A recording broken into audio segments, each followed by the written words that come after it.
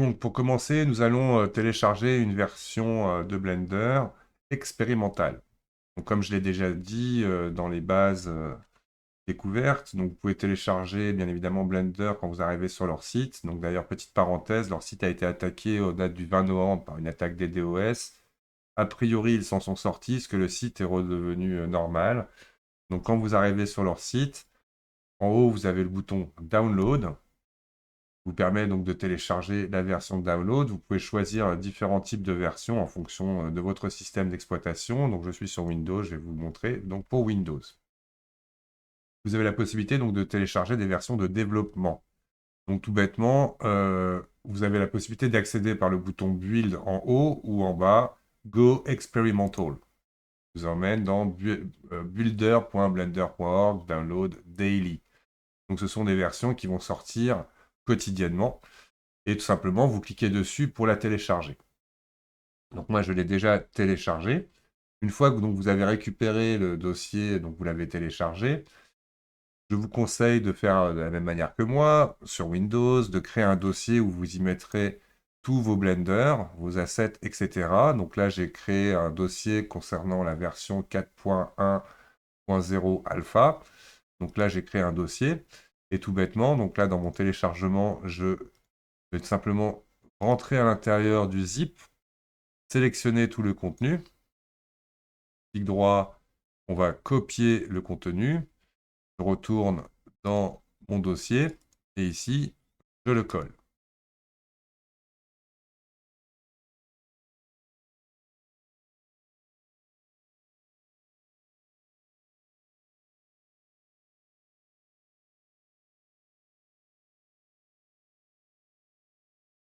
Et voilà, il y a quand même pas mal de fichiers.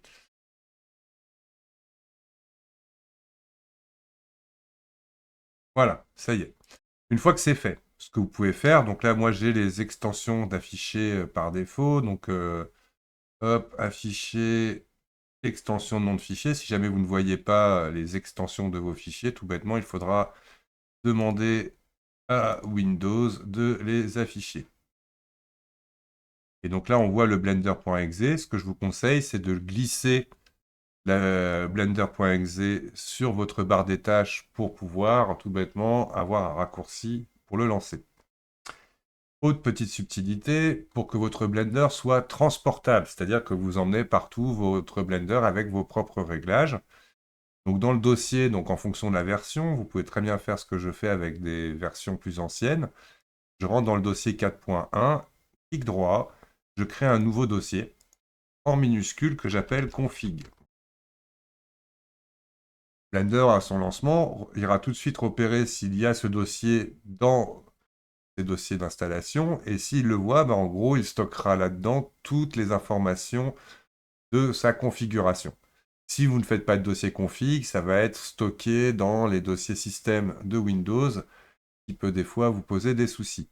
Déjà, une fois que ça c'est fait, je peux lancer maintenant mon Blender. Donc je clique sur le raccourci que j'ai créé. Alors vous pouvez avoir cette fenêtre sur Windows, étant donné que Blender, là je suis en développement, n'est pas une application qui sera reconnue par Windows. Vous pouvez en tout cas faire entièrement confiance à Blender en espérant qu'il n'y ait pas des hackers qui réussissent à passer le cap de toute leur sécurité et de compromettre leurs fichiers. Mais là, vous pouvez faire confiance, exécuter quand même. Ça va vous lancer votre Blender pour la première fois. Donc là, on a la nouvelle version, la nouvelle interface de la Blender 4.10 Alpha. À ce stade-là, je vous conseille de continuer, de ne pas régler quoi que ce soit. Je vous conseille aussi d'utiliser la langue anglaise. Comme ça, vous aurez l'habitude d'utiliser tout de suite en anglais. Et la plupart, 99,9% des ressources que vous trouverez sur Blender seront en anglais, donc autant l'apprendre directement en anglais. Maintenant, si vous avez des problèmes vraiment avec l'anglais, vous avez la possibilité de le lancer dans la langue que vous voulez. Par contre, vous serez un peu perdu concernant justement toutes les ressources, les tutos que vous trouverez, qui sont généralement en anglais. Donc là, je fais continue. On va constater qu'automatiquement, dans mon dossier config, il est venu écrire des informations. Donc c'est ici qu'il stockera donc, tout ce que vous allez configurer. À partir de là, on va directement aller dans les préférences, Edit, préférences. Dans ce dossier, je vais aller dans la partie Système pour activer l'accélération graphique de Blender. Donc quand je suis dans Système, ici, vous avez pour Cycle, donc le moteur de rendu que moi j'utilise principalement, la possibilité donc de l'accélérer avec différentes options, en fonction de votre carte graphique. CUDA, pour la plupart des cartes graphiques, NVIDIA sera disponible. Optix, c'est l'accélération RTX. Donc là, j'ai une grosse carte graphique, donc tant mieux, ça marchera que mieux. Et de toute façon, si jamais vous ne pouvez pas utiliser l'option, ça vous sera indiqué comme quoi, bah là, voilà, on voit qu'il y a des accélérations graphiques que ma carte graphique ne supporte pas. Donc je passe en Optix. Ne soyez pas tenté de, d'activer le processeur en plus. En fait, ça ralentit, contrairement à ce qu'on pourrait imaginer, le temps de calcul. Donc gardez bien uniquement votre carte graphique d'activer. Et vous pouvez ici, sur les trois petits traits, tout simplement cocher Save préférences et vos sauvegardes, et vos fichiers seront sauvegardés. Ensuite, nous allons pour un peu démarrer et comprendre l'interface et ses paramètres, utiliser un add-on que l'on va installer. Donc, maintenant, on se retrouve dans Google, où je vais chercher l'add-on en question, Poly, plus loin, H-A-V-E-N,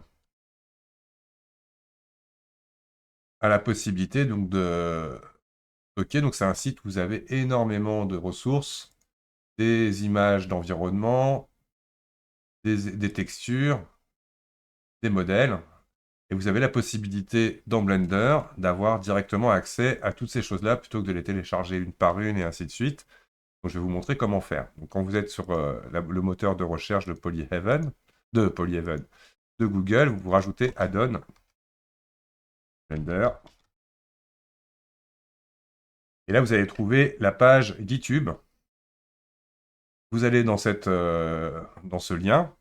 Et ici, code, vous venez télécharger le zip contenant votre fichier. Donc, je l'ai déjà fait. Donc là, maintenant, je me retrouve avec 2 fois la donne. Et je vais vous montrer comment bien vous en sortir. Alors, on va se prendre une nouvelle fenêtre. Dans mes téléchargements, là, ça sert à rien d'avoir les deux. Hop. Donc, voici le contenu de la donne. Donc, je vais cliquer dessus, clic droit, copier. Dans mon dossier d'installation de Blender, j'ai créé un dossier ABA add-on, où il faudra recréer à l'intérieur un dossier add-on, et je vais le coller dedans. Toc.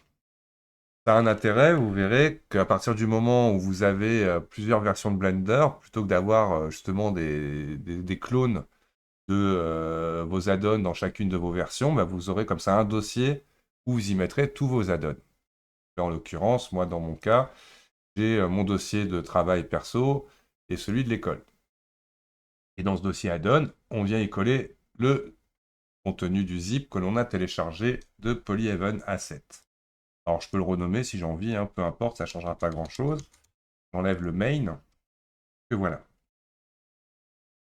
On va retourner dans Blender maintenant que ça c'est fait. Hop.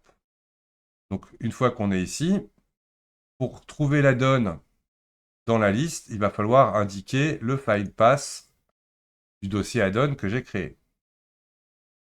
Donc pour ceux qui ont une version antérieure à la 4, là je suis avec la 4.alpha, mais bon, à la 4.0 sera identique.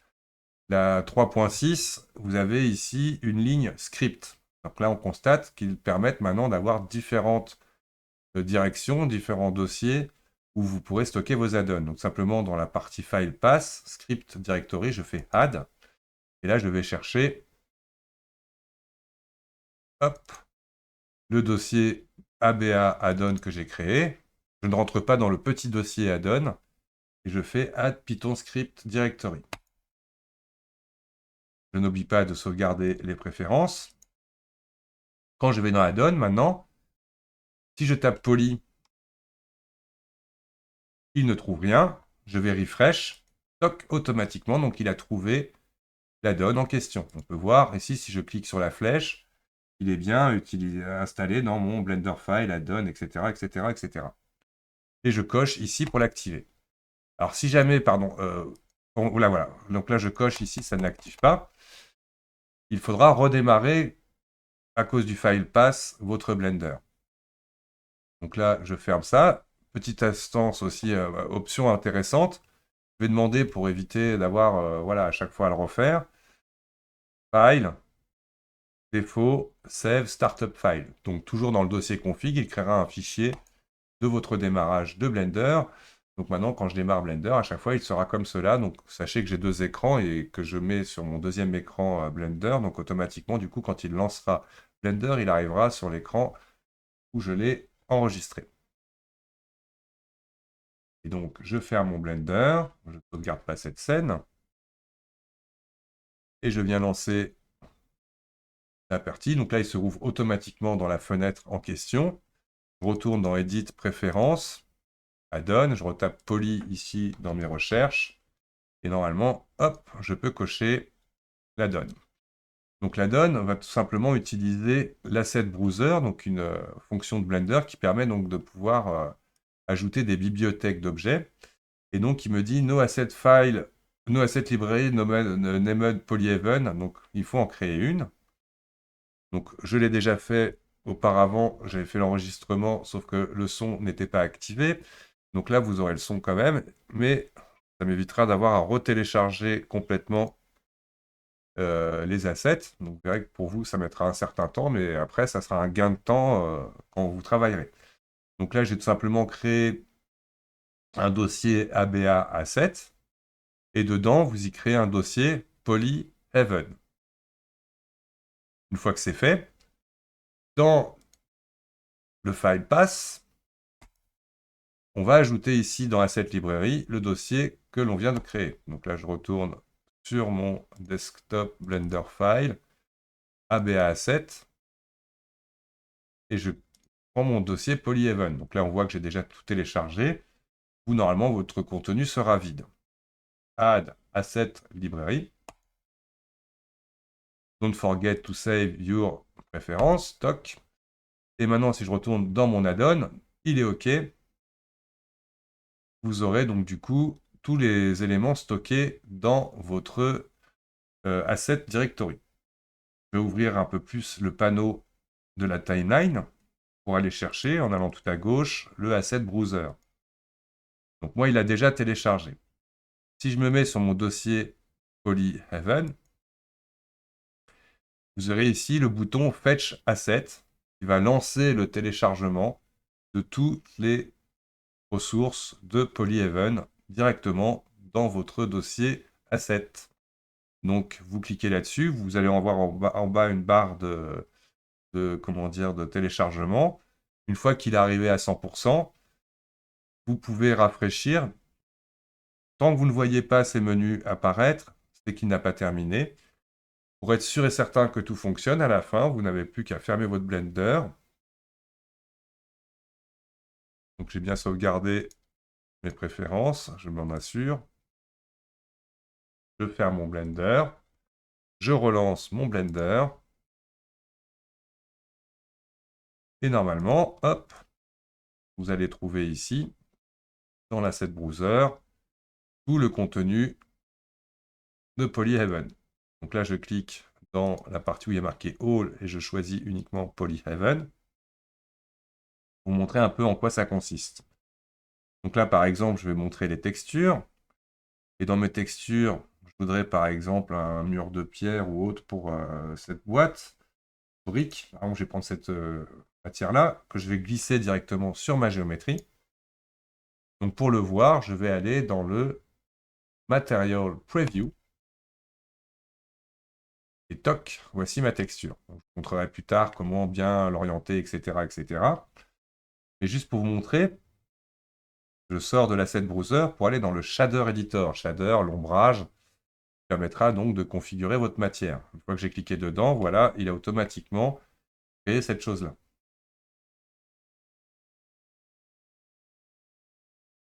D'accord? On voit Il utilise les UV, donc tout ça, je vous en parlerai progressivement. Mais notamment toutes les textures que l'on peut voir ici. Là, si j'agrandis le nœud de ma texture, là, je suis en diffuse 4K de cette matière. Quand je vais cliquer sur le Properties, donc ici, c'est la partie Properties de Blender, vous trouvez ici les matériaux. Et là, vous trouverez les options du Material Browser. Et donc là, si je veux avoir une taille différente, ben, je pourrais ici aller chercher des tailles plus grandes de mon image. Donc, je retourne dans l'Asset Browser, on en parlera avec des cas concrets. Dans l'Asset Browser, je vais par exemple me mettre sur modèle, prendre par exemple ce carton que je fais glisser. Alors, je vais activer pour directement pouvoir utiliser les surfaces de ma géométrie. Ici, on voit un petit fer à cheval que je vais activer et je vais choisir dans ces options le mode face. Et là, comme ça, quand je vais cliquer mon objet, je vais pouvoir automatiquement, hop, ensuite, quand je vais le déplacer, le glisser sur la face de ma géométrie. Là, on voit que c'est intéressant uniquement là dans ce sens-là. Mais la géométrie, je ne peux pas l'éditer. Je ne peux que la positionner. Si jamais vous voulez prendre la main sur votre géométrie, n'importe laquelle des autres options, on verra qu'on en utilisera pas mal de Polyhaven, c'est pour ça que je vous le montre. Dans la partie Object, on retrouve une fois de plus le contenu avec la qualité. Mais vous avez surtout, quand vous ouvrez le menu, Edit Asset. Donc là, en fait, il supprime le lien avec l'Asset Browser. Donc là, je peux supprimer l'assistant, le helper, clic droit, Delete. Et là, si je sélectionne ma géométrie et que je vais dans Edit Mode, on verra que je vais pouvoir sans problème, du coup, pouvoir éditer la géométrie de mon objet. Donc il est complètement importé dans ma scène. Dernière petite chose que je vais vous montrer.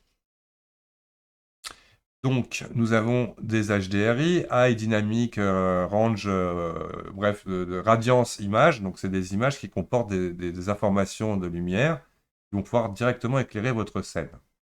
Donc, vous verrez qu'il y en a beaucoup, beaucoup, beaucoup. Là, comme ça, il y en aura pour tous les goûts. Donc là, je vais prendre par exemple un Indoor pour l'utiliser et je vais, pour m'en rendre compte, aller directement dans le Render Preview. Là, celui-ci permet de voir les matières. Celui-ci, c'est le Solid Viewport, le Wireframe. Solid Viewport, Material Preview, Render Preview. Donc là, il va utiliser les paramètres que vous aurez dans votre rendu ici. Mais tout bêtement, si je viens, hop, mettre une image, prendre quoi, par exemple celle-là, un truc plus intéressant, parce que celle-ci va donner, et que je glisse mon image dans le background de ma scène, toc, voilà, l'image, maintenant, c'est elle qui va venir éclairer ma géométrie. Celle-ci ne sera peut-être pas suffisamment explicite, donc vous avez en dessous de chacune de vos images un peu les ombres qui seront générées donc par l'image HDR. Donc, on va tout bêtement, je vais prendre une image de studio comme celle-ci, non, une ombre un peu plus marquée. Voilà, par exemple celle-là. Toc, je glisse mon image, hop, et voilà. Donc là, on a une lumière déjà dans notre scène. Là, tout simplement, si je clique sur l'œil ici, hop, ma lumière n'est plus active.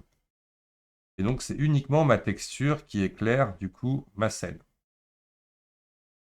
Par défaut, on est dans Eevee. Donc, vous verrez, dans la 4.1, il y a le Eevee Next qui va devenir la norme. Et moi, j'utilise surtout Cycle. Comme je le montrais tout à l'heure, je peux utiliser, du coup, l'accélération graphique. Là, il va utiliser ma carte graphique. Et là, on voit tout de suite la différence. C'est beaucoup plus réaliste. On va activer le denoise dans la fenêtre pour que ce soit plus fluide, mais on imagine maintenant si je change d'image, hop, automatiquement, donc on voit que c'est mon image qui va venir éclairer ma scène directement. Donc là, je vais prendre par exemple un outdoor, toc. On voit bien les ombres qui sont générées et ainsi de suite. Comme ça, quand je glisse une image dans le background, voilà le résultat. Quand je retourne maintenant ici dans le World Properties, nous allons retrouver à nouveau, grâce à l'add-on de Polyhaven, Alors, je rappelle que Polyhaven, quand vous êtes dans Polyhaven, Support Us, il y a une version payante. Attention, si vous ne suivez pas la technique que je vous ai montrée en passant par GitHub, ça sera payant. Et en tout cas, si jamais vous êtes très content de l'utilisation et que vous avez les moyens de pouvoir les aider, n'hésitez pas à leur filer des sous. En tout cas, ici, hop, on voit qu'on va pouvoir choisir une fois de plus la qualité de mon image. Faites attention, on voit que ça monte très très haut. Pour celle-ci, 19K, je sais qu'il y a des rendus qui sont à 24K, 24 000 pixels de large, ce qui est très grand et très lourd. Donc là, on va rester dans une démo. En tout cas, Polyhaven vous ajoute automatiquement des nœuds qui vous permettent de contrôler l'orientation de l'image d'arrière-plan. Donc on voit bien là que l'ombre générée par l'image va suivre du coup l'orientation de mon image. Vous avez la possibilité de changer un peu l'exposition, la chaleur de l'image et la teinte, moins. Évidemment, vous aurez la possibilité d'aller plus loin dans ces paramètres. Et juste pour terminer cette partie sur Polyhaven, on imagine que je vais utiliser une image uniquement pour éclairer ma scène. Dans les paramètres de Render Preview, je vais pouvoir activer dans la partie film l'option transparent. Toc. Ça veut dire que du coup, là, je n'utilise vraiment plus que mon image pour éclairer. Là, hop, on va pouvoir jouer comme ça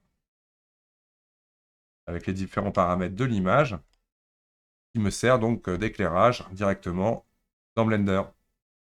Merci Polyhaven. Une vidéo bonus pour, par exemple, je veux contrôler la texture Polyhaven de mon objet. Donc là, je vais ouvrir à nouveau ce panneau-là et passer dans le Shader Editor. Quand je vais cliquer sur la boîte, je retrouverai automatiquement du coup le système nodal qui permet de connecter les images à la matière et du coup de pouvoir les voir dans ma fenêtre. Tout au début, vous avez ce qu'ils appellent le tiling, donc la répétition, est basée sur les coordonnées de ma géométrie. Juste pour vous montrer, quand je vais dans UV Editing, UV, c'est la mise à plat de votre géométrie pour en récupérer la texture. Et donc la texture se positionne comme cela sur une géométrie mise en 2D. En retournant dans mon layout personnalisé, ici vous allez pouvoir utiliser différentes options, comme par exemple le Generated ou l'Object. En l'occurrence, ça devrait être à peu près la même chose. Donc là, je vais mettre Object. Et là, on voit mon image, du coup, elle est projetée, mais par contre, on voit qu'elle n'est projetée qu'en 2D. Vous avez des options donc, qui vont vous permettre... Donc là, on voit qu'il y a un scale de 2 sur l'image. Déjà, je vais sélectionner en cliquant glissant les 3 lignes ici. Toc, toc. Et je vais mettre 1. Là, mon image est projetée qu'une seule fois. Petite notion à comprendre. Vous n'avez justement pas besoin d'utiliser des échelles non uniformes pour votre texture. Par là, on peut comprendre la possibilité de jouer ici avec les échelles. Je vais ajouter dans la partie du Shader Editor Object un input value que je vais mettre dans cette partie-là. Et on imagine, je mets 0.5. Alors sachez qu'à chaque fois, vous avez une valeur en dessous de 1. Vous n'avez pas besoin de mettre 0. Vous mettez directement 0.5. Et là, je coche ça dans le scale. Et automatiquement, du coup, maintenant, les trois valeurs de scale sont à 0.5. On pourra constater aussi que la texture, elle est diffusée en mode flat. Quand je vois mon image ici, on voit bien qu'elle est en flat. Si je mets box, toc, automatiquement, elle va s'adapter à la géométrie en projetant les images comme s'il y avait une boîte. Donc, il faut que je le fasse à chacune des textures. Toc.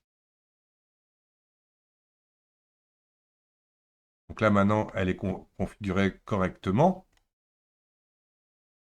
Et je vais vous montrer comme ça une dernière petite option intéressante à connaître à la fois de Blender et de l'utilisation du Polyhaven, parce qu'on peut constater qu'il y a une valeur de déplacement de ma géométrie. Et en gros, bah, là, ça ne bougera que si je vais en Edit Mode, les points existants de ma géométrie. Donc pour ce faire, je vais dans la partie Modifier de Blender, ajouter un modificateur, Generate Subdivision Surface. Donc automatiquement, ça va rajouter du maillage à ma géométrie. Donc là, j'ai perdu l'information de ma boîte. Si j'augmente, on va voir que ça va automatiquement lisser au fur et à mesure la boîte. Donc je laisse la version par défaut. Donc je vais cocher la version simple. Donc là, en gros, ça subdivise. Et on imagine, hein, si hop, je bouge beaucoup, à un moment donné, vous allez voir vos géométries se déplacer, ce qui n'est pas le but. Nous avons une partie à connaître. Donc on verra que c'est très important de savoir ça. Et uniquement pour Cycle, d'utiliser les micro-détails. Donc là, on voit qu'on est par défaut en Feature Set en expérimental, en Supported, et je vais passer en expérimental. Pour l'instant, ça n'a rien changé, mais par contre, vous allez constater que dans mon modificateur, j'ai une option Adaptive Subdivision. Donc, ça veut dire qu'il va générer du maillage en fonction des détails. Et quand je vais cocher cette option Adaptive Subdivision, automatiquement, là, vous allez avoir un relief généré. Donc là, par exemple, si je change l'échelle, hop, vous voyez, voir que là, ça génère automatiquement du maillage. Alors avec Eevee Next, normalement, vous aurez accès à ce genre d'option aussi. Comme c'est pour l'instant en développement, on en parlera quand ça sera sorti. Et là, vous allez pouvoir générer du volume, de la géométrie directement à partir des textures. Donc on peut imaginer, là, je vais vous montrer, hop, et un panneau supplémentaire. Et y mettre Image Editor pour aller chercher l'image de displacement. Que l'on peut voir, c'est ce type d'image-là qui va générer donc le relief sur ma géométrie. Si jamais vous essayez de créer des textures personnalisées, donc là c'est les normal maps, roughness et diffuse. On pourra savoir que par défaut, les matériaux de Polyhaven sont configurés pour pouvoir utiliser l'Adaptive Subdivision du mode Experimental de Cycle. Tout bêtement parce que dans les options de la matière, le displacement est en displacement only. Par défaut, vous serez en bump only. Et là, on voit qu'il n'y a aucun relief de générer. Displacement only permettra d'utiliser donc la texture de displacement pour générer du relief sur votre géométrie. Et comme je vous le montrais, donc après, vous pourrez améliorer en fonction de vos besoins le displacement. Attention par contre à cela, c'est que vos géométries, du coup, bah, vont, voilà, du coup, on voit bien que mon carton, là, du coup, rentre à l'intérieur de la géométrie. Donc, généralement, les valeurs par défaut sont les bonnes à respecter. Donc, en gros, toc. Là, on est bien, on est assez réaliste. Voilà. Donc, tout ça, on va l'utiliser donc dans des projets. Donc, c'est bien, comme ça, vous avez vu à la fois comment installer Blender Experimental, d'utiliser des dossiers personnalisés pour vos add-ons, pour vos assets, et une configuration de base de Blender. Donc nous allons maintenant pouvoir rentrer dans le vif du sujet, qui est le dessin d'une crypte avec Blender.